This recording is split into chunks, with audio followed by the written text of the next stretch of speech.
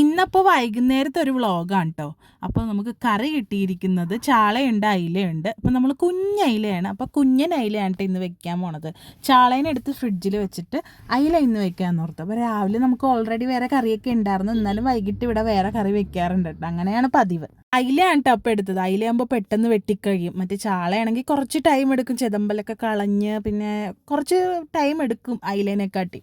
കുഞ്ഞയിലയും കൂടി ആയതുകൊണ്ട് പെട്ടെന്ന് തന്നെ വൃത്തിയാക്കിയും കഴിഞ്ഞ്.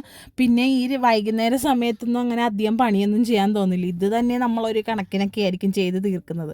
പിന്നെ അതേ അവിടെയൊക്കെ സിങ്കൊക്കെ നന്നായിട്ട് കഴുകിയിട്ടിട്ടാ ഞാൻ അടുക്കളയിൽ പോയ ആ സമയത്ത് ഇവിടെ ഒരാൾ പണി ഒപ്പിച്ചിട്ടിരിപ്പുണ്ട്. പൗഡറിൻ്റെ പാട്ടയൊന്നും കാണാനേ വയ്യ. നമ്മളെല്ലായിടത്തും മാറ്റിയാണ് വെക്കുന്നത്.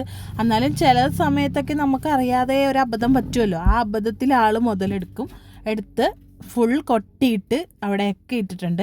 പിന്നെ വഴക്കൊക്കെ പറഞ്ഞാൽ നല്ല കരച്ചിലായിരിക്കും, അതുകൊണ്ട് വഴക്കൊന്നും പറഞ്ഞില്ല. പിന്നെ കുറച്ചൊക്കെ കുസൃതി കാണിക്കണമല്ലോ, അതൊക്കെ നമ്മൾ എൻജോയ് ചെയ്ത് വിടാറുണ്ട്.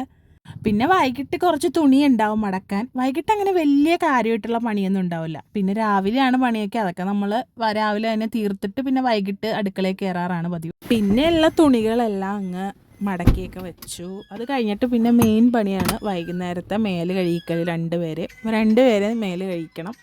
മേല് പിന്നെ ഇടയ്ക്കിടയ്ക്ക് രണ്ടുപേരും കഴുകാറുണ്ട് കേട്ടോ. കാരണം ഇവർ പൊടിയിലൊക്കെ പോണതുകൊണ്ട് നമ്മളെപ്പോഴും അങ്ങനെ കഴുകി കൊടുക്കാറുണ്ട്. ഇനി കിടക്കണതിന് മുമ്പ് ഒരു തവണയും കൂടി കഴുകണം, എന്നാലേ ഇവരെ കിടത്തി ഉറക്കാൻ പറ്റും.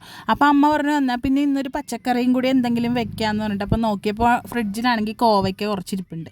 ഈ കോവയ്ക്കാണെങ്കിൽ നല്ല വലിയ സൈസ് കോവയ്ക്ക. അപ്പോൾ അമ്മ പറഞ്ഞത് ഇതെന്തോ നാടൻ കോവയ്ക്ക അല്ല, എന്തായാലും വരവ് കോവയ്ക്കാണെന്നാണ് പറഞ്ഞത്. അപ്പോൾ കോവയ്ക്ക എനിക്ക് ഞാൻ വെക്കുന്ന കോവയ്ക്ക മാത്രമേ ഇഷ്ടമുള്ളൂ, വേറെ ആര് വെച്ചാലും എനിക്കിഷ്ടമല്ല.